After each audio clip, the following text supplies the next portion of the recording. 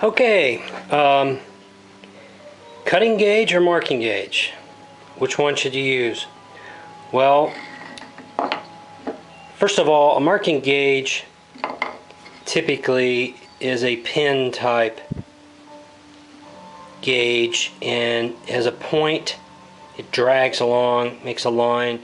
You can take a pair of pliers, and pull this out and set this a little finer, which typically you need to do. They come a little deep sometimes. That's your typical marking gauge. I've had this for a long time and I use it an awful lot. The only cutting gauge I've ever had was homemade ones. Here's an old one from about 10 years ago. It's just a piece of it's a breakaway blade epoxied on the end of a dowel. Drilled a hole in a piece of wood.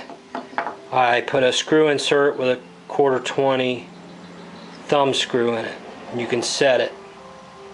You can drag it so that it has more of a trailing point, and that's the way I like to use it. And I do use it. I think I'm going to put out a video on this one that I just made because I thought people might want to make themselves a gauge that kind of could be an all-purpose gauge. And I suppose the cutting gauge is the more all-purpose one because it'll do what the other one will do with more precision, and it'll cut the fibers versus tearing them. I like this though because I can see it better, and I'll show you in a second. But this is kind of a multi-purpose. What I did is I put a screw on the end. I misjudged the hole and I put it too near the center, and I moved it down, drilled a new hole. Anyway, it's a flathead, it's actually called a lath screw. It's a pan head, a flat pan head, and it hangs down below, and I filed it off to give it this sharp edge. So it makes a pretty good marking and actually cutting gauge. To prove that, I'll put a piece of pine here and I'll see if I can make a mark.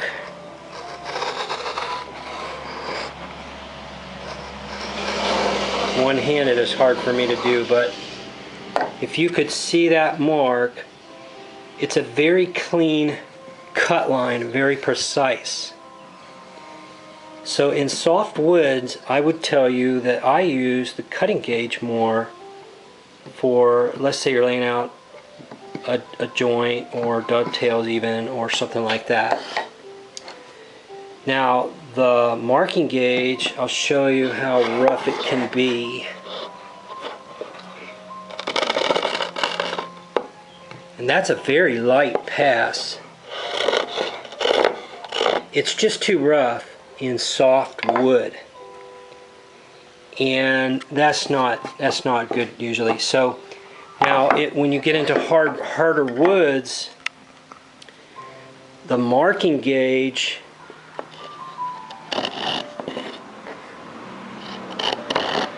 hard for me to do one-handed, but it takes more force.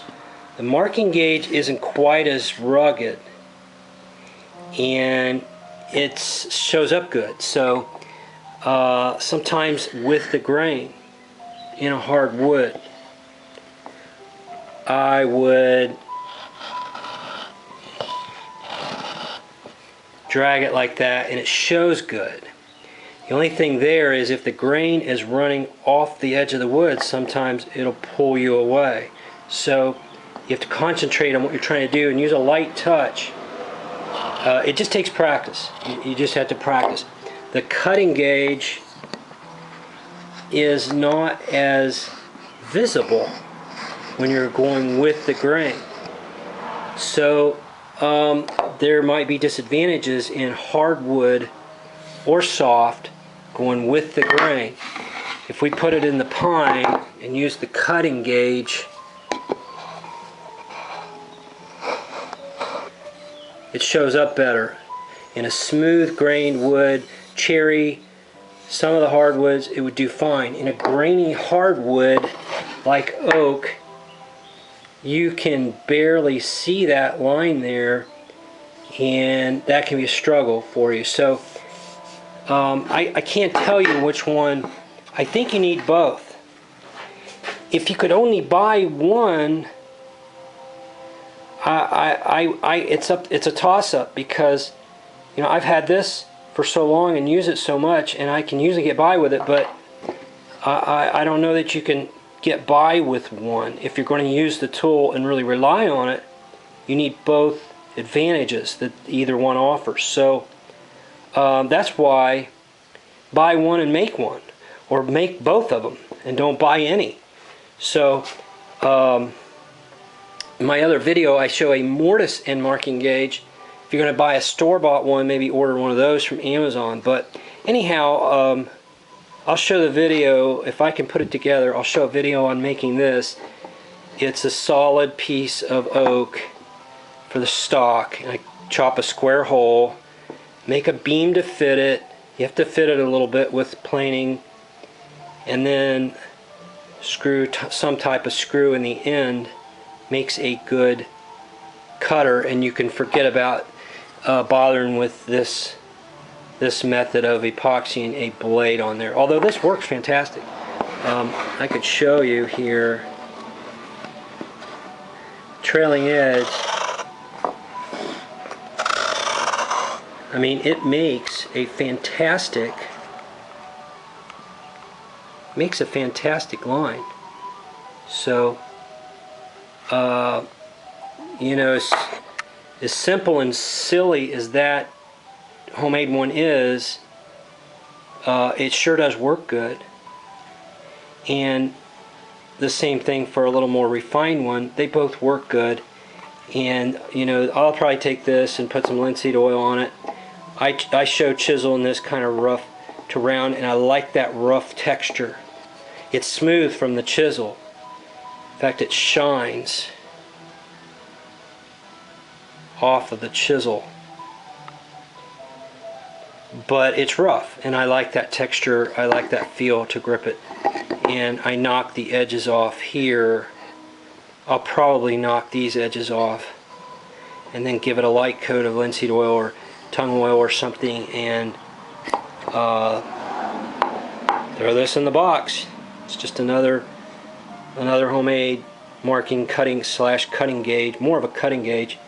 And you know, it took about an hour and is basically free. Like I said, I probably will get a 1/4 thumb screw instead of just twisting on this or using a screwdriver.